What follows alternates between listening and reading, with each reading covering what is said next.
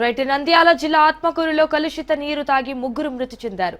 3 రోజుల క్రితం తాగునీరు పైప్లైన్లలో మురుగునీరు కలిసి అస్వస్థతకు గురయ్యారు. దీంతో ఇద్దరు మృతి చెందగా ఇవాళ మరొకరు మృతి చెందారు. అయితే ఘటనపై విచారణ జరిపేందుకు వస్తున్న కలెక్టర్ను సైతం కొందరు రాజకీయ నాయకులు మధ్యలోనే ఆపి తప్పుడు నివేదికలతో తప్పుదోవ పట్టిస్తున్నారని పలువురు ఆరోపిస్తున్నారు. అసలు ఘటన స్థలానికి రాకుండా ఎలా నిర్ధారిస్తారని గ్రామస్తులు మండిపడుతున్నారు. మరణించిన కుటుంబాలకు ప్రభుత్వం పరిహారం ఇచ్చి మరణాలకు కారణాలు వెల్లడించాలని కూడా ప్రజా సంఘాలు డిమాండ్ చేస్తున్నాయి. ఇటు 3 రోజులైన మరణాలకు తాగునీటి కాలుష్యానికి కారణాలను అధికారులు ఎందుకు వెల్లడించడం లేదని ప్రశ్నిస్తున్నారు. అయితే దీనికి కారణమైన అధికారులను శాఖపరమైన చర్యలు తీసుకోవాలని ఆత్మకూరు మున్సిపాలిటీ ప్రజలు ప్రభుత్వాన్ని కోరుతున్నారు.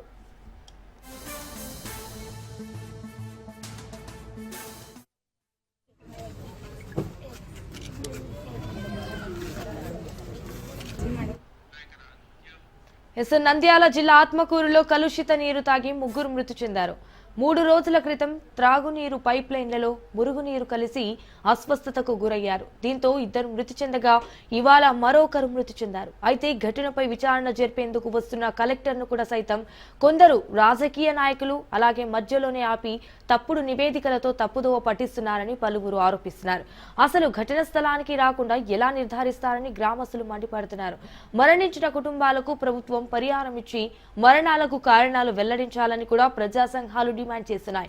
3 రోజులైన మరణాలకు తాగునీటి కాలుష్యానికి కారణాలను అధికారులు ఎందుకు వెల్లడించడం లేదని ప్రశ్నిస్తున్నారు. సో దీనికి కారణమైన అధికారులను శాఖపరమైన చర్యలు తీసుకోవాలని ఆత్మకూరు మున్సిపాలిటీ ప్రజలు ప్రభుత్వాన్ని కోరుతున్నారు.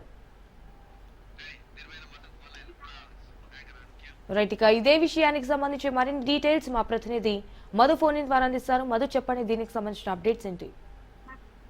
సంజన, ఆత్మకూరులో అతిసార ప్రబలిందని ఆరోపణలు వెల్లువెత్తాయి. ఇప్పటికే 3 మృత్యువాత పడ్డారు. మరో 3కి చికిత్స కూడా అందుకుంటున్నారు.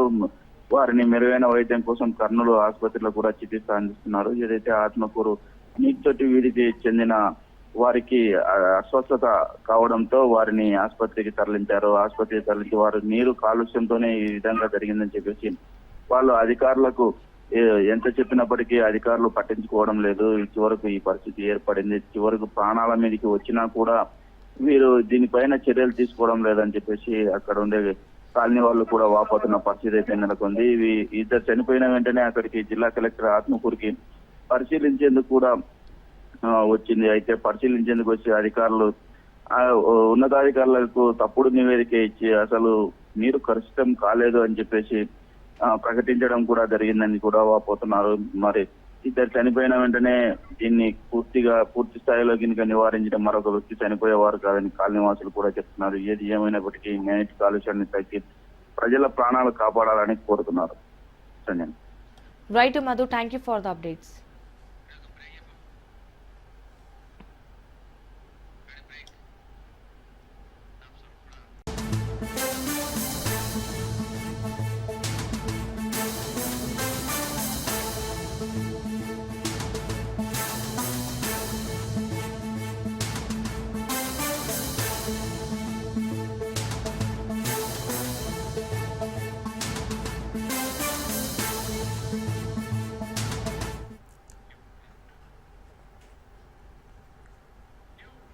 నంద్యాల జిల్లా ఆత్మకూరులో కలుషిత నీరు తాగి ముగ్గురు మృతి చెందారు.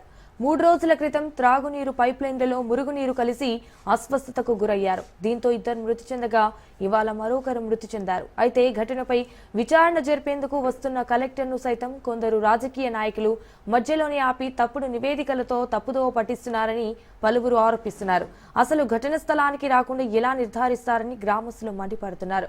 మరణించిన కుటుంబాలకు ప్రభుత్వం పరిహారం ఇచ్చి మరణాలకు కారణాలు వెల్లడించాలని కూడా ప్రజా సంఘాలు డిమాండ్ చేస్తున్నాయి. ఇటు 3 రోజులైన మరణాలకు తాగునీటి కాలుష్యానికి కారణాలను అధికారులు ఎందుకు వెల్లడించడం లేదని ప్రశ్నిస్తున్నారు. సో దీనికి కారణమైన అధికారులను శాఖపరమైన చర్యలు తీసుకోవాలని ఆత్మకూరు మున్సిపాలిటీ ప్రజలు ప్రభుత్వాన్ని కోరుతున్నారు.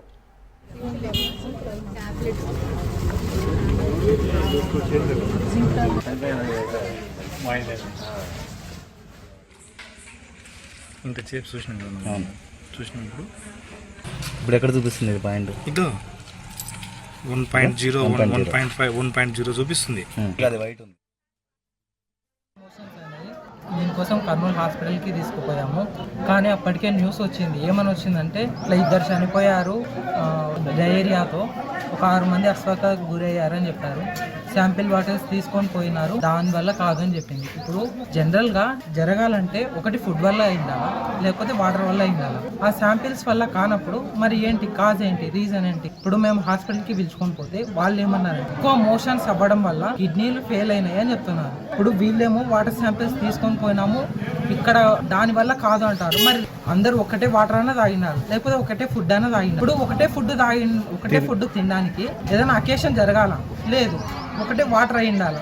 మరి ఇప్పుడు వాటర్ కానప్పుడు మరి ఏంటి రీజన్, అది నేను తెలుసుకోవాలనుకుంటున్నాను. ఒక 3 డేస్ నుంచి సార్, 3 డేస్ నుంచి ఫుల్ వాంతులు విరేచనాలు అవుతున్నాయి. ఎంత అంటే 24 అవర్స్ మోషన్స్ అవుతాయి. కర్నూలులో ఆర్కా హాస్పిటల్లో కన్సల్ట్ అయ్యాము. వాళ్ళు ఏమని చెప్పినారంటే ఇట్లా కిడ్నీలు ఫెయిల్ అయినాయి ఎక్కువ మోషన్స్ అవ్వడం వల్ల అని చెప్పారు. సార్ వాటర్ కంటామినేషన్ లేదు, కరెక్టే. ఇప్పుడు మరి ఈ ఏరియాలోనే సర్కిల్లోనే 2 డెత్ ఎందుకు? ఇప్పుడు మా ఫాదర్ 3 డెత్, 6 అస్వస్థతకు గురయ్యారు. మరి రీజన్ ఏంటి? వాటర్ అయితే కాదు, మరి రీజన్ ఏంటి? ఫుడ్డా? కాదు. వాటరా? మరి వాటర్ వాళ్ళు కాదన్నారు, మరి రీజన్ ఏంటి? ఆత్మకూరు పట్టణంలోని నీళ్లతోటి గొల్లపేట వీధిలో నీరు కలుషితమై 3 మరణించడం జరిగింది. మరో కొంతమంది అనారోగ్యానికి గురయ్యారు. వీటి మరణానికి వీరు అనారోగ్యానికి కారణం అని చెప్పేసి నీరు కలుషితమైందని చెప్పేసి మొదటగా అధికారులు చెప్పడం జరిగింది. దాన్ని శాంపిల్స్ పంపించాము. ఆ నీటి కలుషితమేం కాలేదు, నీరు సరిగ్గానే ఉంది. వీరి ఇతరత్ర అనారోగ్య కారణాల వల్ల వీరు మరణించారని చెప్పి చెప్తా ఉన్నారు. కానీ ఇతర అనారోగ్యాల వల్ల ఒకటేసారి ఏరియాలో 3 ఎలా సరిపోతారు, తర్వాత ఇంకా కొంతమంది ఎలా అనారోగ్యానికి గురవుతారని చెప్పేసి కానీ మేము ఈ సందర్భంగా తెలియజేస్తా ఉన్నాము. కాబట్టి దీనిపైన జిల్లా వ్యాప్తంగానే సమగ్ర విచారణ జరిపించి మరణించినటువంటి కుటుంబాలకు తగిన న్యాయం చేయాలని, వారిని ప్రభుత్వం ఆర్థికంగా ఆదుకోవాలని చెప్పేసి కానీ దాదాపుగా 3 రోజుల నుంచి మోషన్స్ అవుతా ఉన్నాయి. మోషన్స్ అయితే క్రమంలో ఇక్కడ సీరియస్ గా ఉంటే వంశీ డాక్టర్ దగ్గర, ఆత్మకూరు పట్టణంలోని వంశీ డాక్టర్ దగ్గర తీసుకెళ్తే అతను పరీక్షించేసి సీరియస్ గా ఉంది, ఎమర్జెన్సీగా కర్నూలు తీసుకెళ్ళండి, వాంతులు మోషన్స్ ఎక్కువ అవుతున్నాయని చెప్పి చెప్పేస్తే మా దగ్గర స్తోమత లేక గవర్నమెంట్ హాస్పిటల్ తీసుకెళ్తే అక్కడగానే వాళ్ళు వైద్య చికిత్సలు నిర్వహించి చాలా సీరియస్ గా ఉంది, మీరు ఎమర్జెన్సీ కర్నూలు తీసుకెళ్తారంటే ఇక్కడ అంబులెన్స్ అందుబాటులో లేకపోవడంతో కొత్తపల్లి నుంచి అంబులెన్స్ ఏర్పాటు చేసుకుని మేము ప్రైవేట్ క్లినిక్ హాస్పిటల్కి అక్కడికి వెళ్ళాము. అక్కడికైతే 3 రోజులు వైద్య చికిత్సలు నిర్వహించి ఐసీయూలో పెట్టేసి ఎక్కువగా మోషన్స్ వాంతులు రావడం వల్ల యూరిన్ అనేది రాకపోవడం, స్టక్ అయిపోవడము, పొట్ట ఉబ్బడము, దీని కారణంగా కిడ్నీలు చెడిపోవడంతో యూరిన్ రాకపోవడం కారణంగా ఈ రోజు మా చిన్నాన్న కె రామచంద్రరావు గారు చనిపోవడం జరిగింది. కర్నూలు ఆర్కే హాస్పిటల్లో మరణించడం జరిగింది. కాబట్టి ఇలాంటి సంఘటనలు పునరావృతం కాకుండా ప్రభుత్వం ఇప్పటికైనా పటిష్టమైన చర్యలు తీసుకోవాలని చెప్పేసి కానీ ఈ సందర్భంగా